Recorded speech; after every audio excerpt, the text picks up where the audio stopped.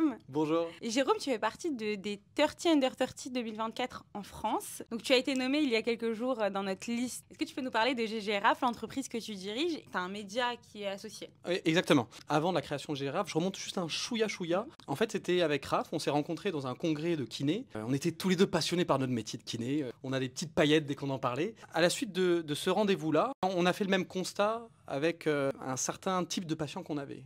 Il y avait une partie de nos patients qui souffraient de maladies chroniques. Donc, ça va être des AVC, ça va être des infarctus, ça va être des maladies cardiovasculaires. Ils étaient en véritable détresse. C'est-à-dire que ce qui se passait, c'est qu'ils avaient leur qualité de vie qui décrivait comme pourrie, comme médiocre. Et le souci, c'est que nous, en tant que kiné, on savait très bien qu'on n'allait pas leur redonner complètement leur qualité de vie. On savait qu'ils allaient garder des séquelles. Et donc, sur cette question, on a eu une question de fond sur comment éviter, en fait, que ces personnes deviennent des malades chroniques. Et on a remarqué que c'était deux facteurs de risque essentiels qui rendaient les gens malades chroniques. C'était le surpoids et la sédentarité. On avait vu que, par exemple, pour le surpoids, c'est la deuxième cause de mortalité dans le monde. Et le surpoids va entraîner, par exemple, de l'hypertension artérielle, qui va provoquer une rigidification des artères et potentiellement des maladies cardiovasculaires. Ensuite, on a la sédentarité. La sédentarité, c'est le fait de ne pas bouger. Le fait de ne pas bouger 8 heures dans la journée, eh bien, au fur et à mesure dans notre vie, eh ben, ça a des conséquences. Par exemple, la sédentarité tue autant que le tabac. Et donc, en fait, face à ce constat, on a remarqué qu'il fallait agir en amont. Donc, on a créé GGRAF pour en fait faire juste de l'information médicale prouvée scientifiquement afin d'améliorer la santé des plus de 50 ans. Finalement, c'est un peu de la prévention un peu plus fun. C'est de la prévention un petit peu plus fun. On invite des chercheurs aussi pour qu'ils puissent en fait vulgariser la science, vulgariser la médecine. Et globalement, on a invité par exemple professeur Ekberg, qui est un chercheur émérite, qui est le créateur du Nutri-Score, qui nous a appris comment lire une étiquette. On a rencontré Mathilde Touvier, elle s'occupe de 200 chercheurs à l'INSERM, et elle nous a appris que les aliments ultra-transformés ont des conséquences sur notre santé. On a reçu Pauline Guillouche, qui est gastro-entérologue, pareil, une femme passionnante, qui nous explique comment prendre soin de son foie. Aujourd'hui, GGRAF, c'est un média. Comment les gens consomment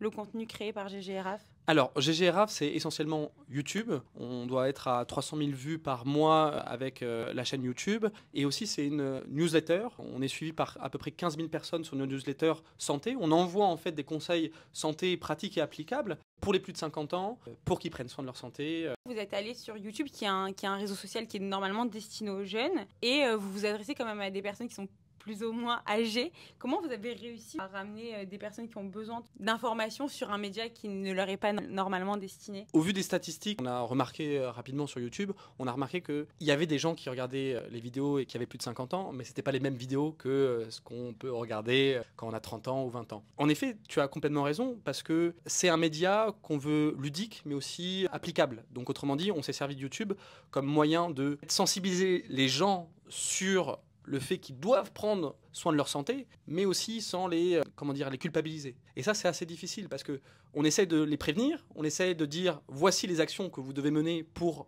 aller mieux dans votre vie, mais en même temps, il faut pouvoir avoir une notion ludique, ou en tout cas une notion d'éducation réfléchie. Quand j'avais un cours d'histoire géo qui ne m'intéressait pas à l'école, j'écoutais pas. Quand il y a un professeur qui était passionnant, qui savait parler et qui savait restituer l'information de la bonne manière, eh ben, j'écoutais avec des yeux ébahis et j'étais content. Nous, ce qu'on espère avec GGRAF, c'est d'aider les gens à rester en bonne santé le plus longtemps possible en mettant des choses concrètes et ludiques. Mais comment justement vous ramenez sur YouTube des personnes qui ont plus de 50 ans sur vos vidéos? Comme ça fait partie de Google, eh ben en fait, il y a un certain nombre de recherches que vont faire les gens sur Google qui vont pouvoir tomber sur nos vidéos. YouTube, c'est un algorithme. Donc globalement, si on fait des bonnes vidéos, eh ben ils vont les proposer aux bonnes personnes. Et malgré tout, il y a plein de personnes qui regardent YouTube après 50 ans. Heureusement pour nous. Oui, justement, c'est un marché qui n'est pas tant exploité que ça, j'imagine, notamment en France. On n'a pas énormément de youtubeurs spécialisés. Non, malheureusement. Non, malheureusement. Et ça, c'était une vraie question qu'on s'était posée. C'est que les plus de 50 ans, je vais être méchant, mais tout le monde s'en fiche, presque. Après 50 ans, c'est le moment où on peut encore agir avant qu'il soit trop tard, avant qu'on ait des pathologies chroniques et qu'on ne peut plus revenir en arrière. Tu as un parcours assez atypique parce que de base, quand on est kinésithérapeute, on se dit pas je vais finir sur YouTube avec un super fond jaune pour expliquer aux vieilles personnes qu'il faut pas manger tant de ça ou arrêter de fumer ou avoir les bons gestes. Comment justement tu t'es dit je vais aller sur YouTube et je vais parler aux bonnes personnes? D'où t'es venue cette idée-là? C'était un constat aussi dans nos cabinets où on a vu que ces personnes souffraient, que globalement, il fallait prendre le problème en amont. Il fallait faire de la prévention pour avoir un impact sur ces gens-là. Comment ça s'est fait? Eh ben, c'était aussi le constat de chiffres, tout simplement. On a vu qu'entre 2020 et 2025, il y a entre 700 000 et 1 million de personnes qui vont devenir malades chroniques en France. Et moi, la première question que je me suis posée, c'était mais qui va soigner ces personnes-là? Qui va soigner ces personnes-là, sachant qu'en France, on commence à avoir un vrai désert médical? Ce ne sera pas les médecins, ce ne sera pas le gastro-entérologue, ce ne sera pas le rhumatologue, parce qu'ils sont déjà surchargés. Et donc, c'est des personnes qui vont forcément être laissées dans un soin approximatif et perdues. Donc, l'objectif qu'on s'est fixé avec Raph, c'était qu'il fallait absolument prévenir tout ça avant que ce soit catastrophique pour ces gens-là. Il y a une dimension financière là-dedans parce que du jour au lendemain, vous divisez votre agenda par deux, donc vous divisez vos rentrées par deux. Comment on rentabilise un compte YouTube sur lequel on donne des bons conseils aux bonnes personnes? Exactement, parce que quand on divise le revenu par deux en travaillant moins au cabinet, on est obligé de trouver des alternatives. La première chose, c'était déjà, on avait, on va dire, une réserve. On a mis une réserve d'argent à l'intérieur de GGRAF pour pouvoir, autrement dit, ne pas se sentir en danger. Et au fur et à mesure que notre contenu a marché, merci, que notre contenu a bien marché, eh bien, on a pu monétiser avec la publicité YouTube et notamment avec aussi des accompagnements plus exclusifs, plus privés, notamment sur l'activité physique, sur la remise au sport, sur comment se remettre à courir après 50 ans,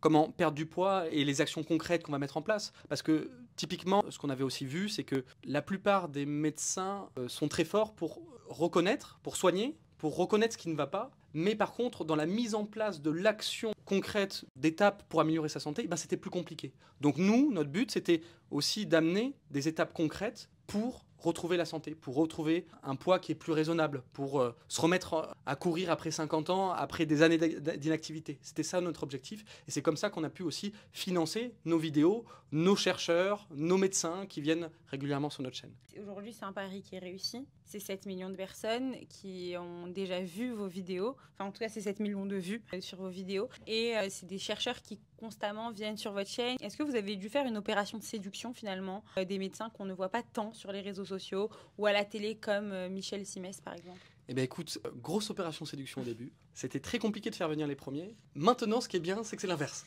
Oui. Ils doivent nous séduire. Non, je rigole. Mais globalement, c'est l'inverse. C'est-à-dire que les gens veulent venir sur notre chaîne YouTube, veulent venir partager leurs informations. Et c'est nous, maintenant, qui sommes derrière à analyser si c'est des informations qui peuvent être pertinentes pour les gens, comment l'information va être émise, comment ces informations vont être transmises. Et c'est pour ça que maintenant, on aura encore plus de chercheurs et de médecins qui ont la capacité de changer vraiment la santé des plus de 50 ans et qui ont vraiment un impact sur la vulgarisation scientifique. Aujourd'hui, GGRAF, c'est une entreprise. Vous avez des salariés, comment ça se passe? Alors, on n'a pas de salariés. On va marcher avec des freelances qui vont s'occuper du montage, qui vont s'occuper de la post-production. Mais on s'occupe ensemble avec RAF de tout ce qui est pré-production et, on va dire, invité et contenu.